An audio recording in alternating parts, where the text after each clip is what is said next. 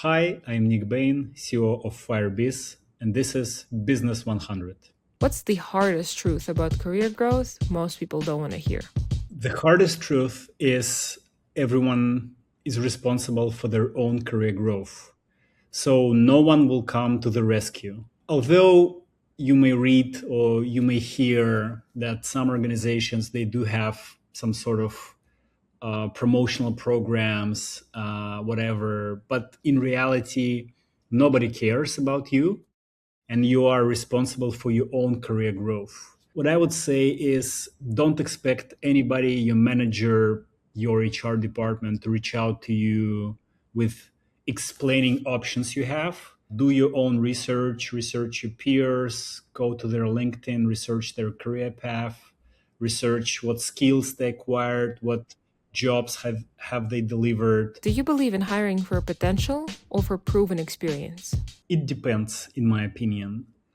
There are certain roles where you want the proven experience. For example, you want your CFO to have some decent financial experience because it's pretty mistakes there are critical for your company's survival. Or you want your cybersecurity expert to have some decent experience because again, if you got some errors there, it can be costly. The fintech industry, for example, has been built by people who mostly lack financial expertise. I know for a fact that certain organizations they did not hire for professionals with previous banking experience because they want people with some fresh ideas who have not been exposed to the industry for many years. So in that case, you don't want the previous experience. What's the one thing you've learned always to do as a CEO?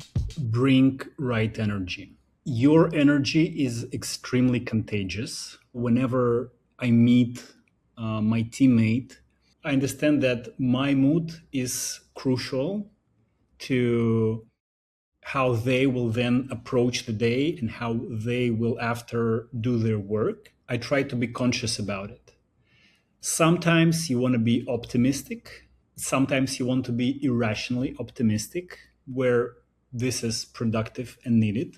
Sometimes, when your organization needs some focus, or let's say you are in a survival mode, you want to lower your maybe irrational optimism and just increase your honesty a little bit, something like this. But whatever the case, be sure not to bring destructive mood, destructive energy, if you will, to the workplace.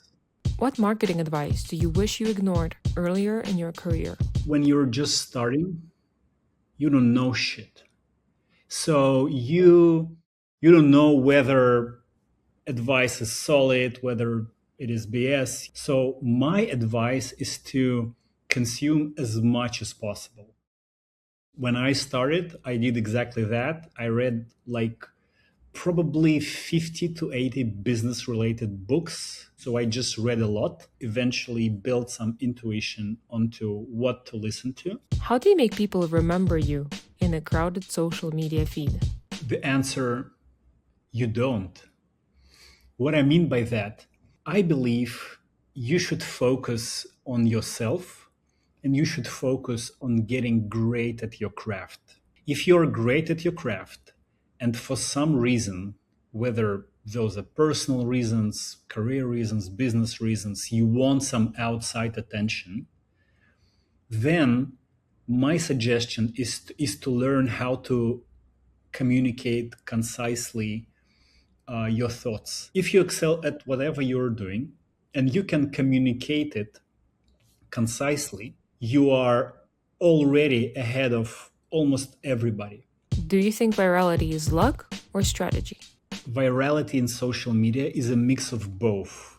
You want to be strategic, but you got to be lucky. There is so much content that is being produced and published on the internet that you cannot simply rely on luck. You have to be strategic, and thankfully, there are known principles and tactics on how to make your content go viral, and you want to follow that to maximize the chance of going viral. That being said, you cannot control what you cannot control. And one day, unfortunately, war erupts in some part of the world. The day you decide to publish your preciously crafted content will just be flushed due to the fact that people attention will be glued to that new, screaming piece of content. You cannot control that, and sometimes it happens. What's the biggest productivity myth you've debunked for yourself? The biggest productivity myth for me is to look for productivity routine from somebody else. There's ton of content around productivity from all sorts of people, from successful career people to Navy SEALs, and you have tons of options. And sometimes they contradict each other. What is productivity? Productivity is getting things done. Okay?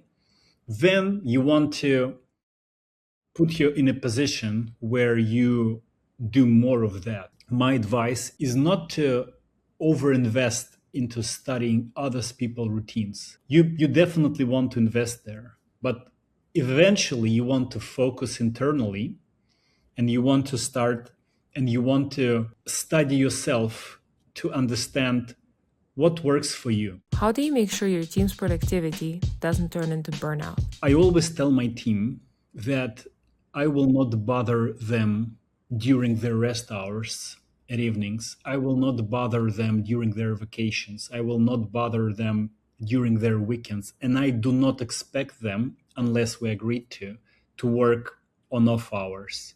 But in exchange, I want us to lock in and focus and deliver in the amount of time, in the 40 hours or whatever the number is we agreed on. So by doing that, you want to ensure that nothing distracts your team, that they have everything to do the job, and they do the absolute maximum amount of stuff within the 40 hours, and then they unplug and live their life and do not think about the work.